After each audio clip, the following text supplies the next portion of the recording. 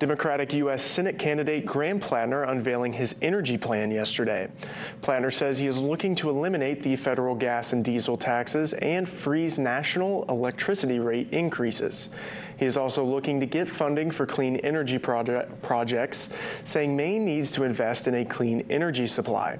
He's proposing a national energy infrastructure fund that gives money to utilities, rural electric co-ops, and public energy authorities.